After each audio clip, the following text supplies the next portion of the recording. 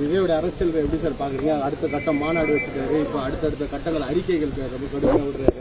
ஒரு திரைத்துறையிலிருந்து போனவரை உங்களோட பார்வை எப்படி சார் இருக்கு? இது தவிர்க்க முடியாத ஒரு அரசியல் நான் பாக்குறேங்க. இப்போ ரஜினி சார் வரும்போதும் நமக்கு எப்படி இருந்ததுன்னா, ரஜினி சார் என்ன பண்ணிட போறாரு அப்படின்னு ஒன்று இருந்தது. கமல் சார் வரும்போதும் அப்படி இருந்தது. இப்போ மிஸ்டர் விஜய் வரும்போதும் அது மாதிரியான ஒரு விமர்சனங்கள் இருந்தா கூட அவருடைய எழுச்சி ரொம்ப பிரமாதமா இருக்கு. அது ஃபர்ஸ்ட் மேடையே நமக்கு மேடைன்னு தெரியாத அளவுக்கு ரொம்ப பிரமாதப்படுத்திட்டாரு அவரு. அடுத்தடுத்த நல்ல முன்னேற்றங்கள் இருக்கு. அங்கே நம்ம என்ன பார்ப்போம்னா, இதெல்லாம் தவிர்க்கவே முடியாது அரசியல்ல.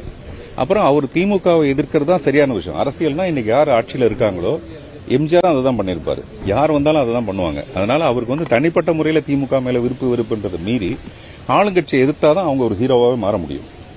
அதுக்கு மாற்றம் தானே அவங்க வரணும். அதனால அது சரியா தான் இருக்குன்னு நான் நினைக்கிறேன். தவிர்க்க முடியாத ஒரு சக்தியை உருவெடுத்திருக்காருன்னு நினைக்கிறீங்களா? தவிர்க்க முடியாத சக்தியா ஆரம்பிச்சிருக்கு அந்த கழகம். அவருடைய எப்படி